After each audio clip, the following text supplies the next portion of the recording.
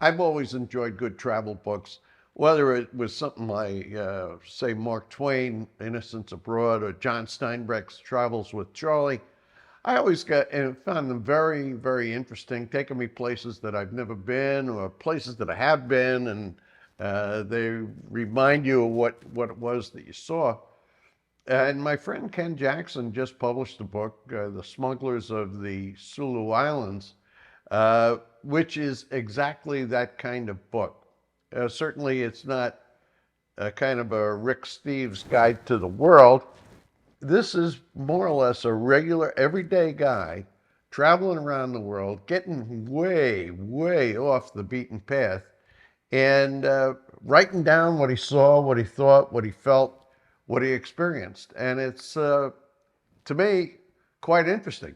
Now, when I picked the book up, and you start off in the Philippines with these Sulu Islands and a bar in the Sulu Islands, in fact, what it did, it brought back to me the memory of how good an ice cold San Miguel used to taste when I would be in the middle of a boiling afternoon in Southeast Asia.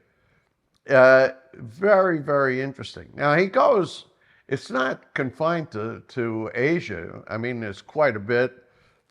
Hong Kong, Vietnam, a tiny island off Taiwan. But it also includes places like Devon in England and a tiny little town in Mexico, Acuna, if I'm saying it right. And it's really, really interesting. What it does is it transports you away from where you are right now and takes you to some place that maybe you'd want to see or maybe you wouldn't want to see. And some of the places he goes, I would say, fall into that category.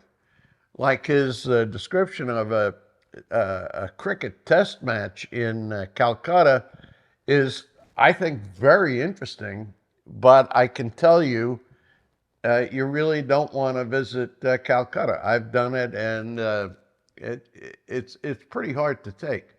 Anyway, a very, very interesting book. I think it's terrific that he published it. I recommend you take a look. It's the kind of book that you'd enjoy having by your side if you're sitting in a barber shop waiting your turn.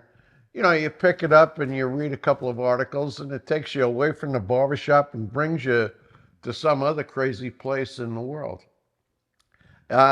Certainly, it's not a book that you're going to start on page one and read all the way to the end. I mean, maybe you would, but I think it's more in the category of picking it up every once in a while, reading a few articles, getting a little bit transported away from where you are, and seeing what somebody else, in fact, what a regular guy, saw, thought, felt when he went to these places, which, as I say, are way, way off the beaten path.